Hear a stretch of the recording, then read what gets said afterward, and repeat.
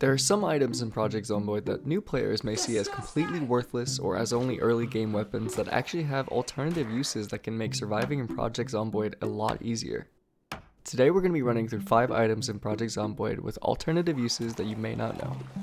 Starting off, we have scissors. At first glance, new players may ignore scissors because they seem to be just a terrible melee weapon that's only supposed to be used in the most desperate of early game situations. With the introduction of Build 41 and the new tailoring mechanics, scissors can be used to rip leather and denim strips from clothing.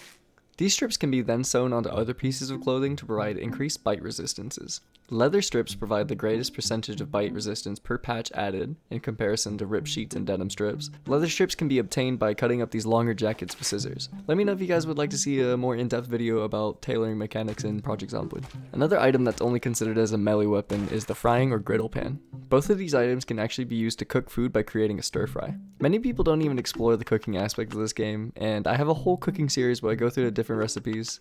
This was the first episode, and this is the specific episode for making stir fries. Cooking food using a frying pan will give you experience for your cooking stat, which with higher cooking levels will increase your food's nutritional value and decrease the amount of ingredients used. Next on my list of useful items would be bottles of alcohol.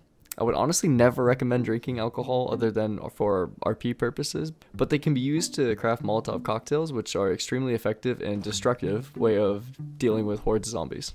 As an extra tip, lead a huge horde of zombies into a house or building and then set that building on fire, and it'll basically wipe out all the zombies in the building and that family of 4 that was sleeping in it. The zomboids take quite a while to die from the fire and have a bad habit of spreading it wherever they move. But if you lead them into the house properly and then lose sight, they should remain in the house and just burn.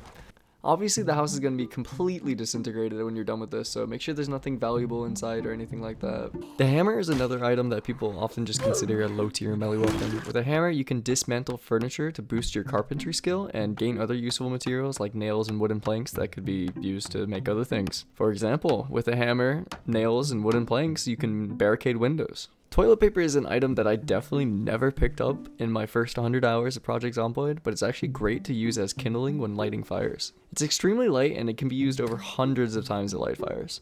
When the power goes out, the ovens will also stop working and you'll need to rely on furnaces and campfires to cook food and keep you warm through the winter, which can only be lit with fuel and a lighter. If you made it to the end of this video, please consider subscribing or liking the video, or leave a silly comment. I love interacting with y'all, it's so fun to read.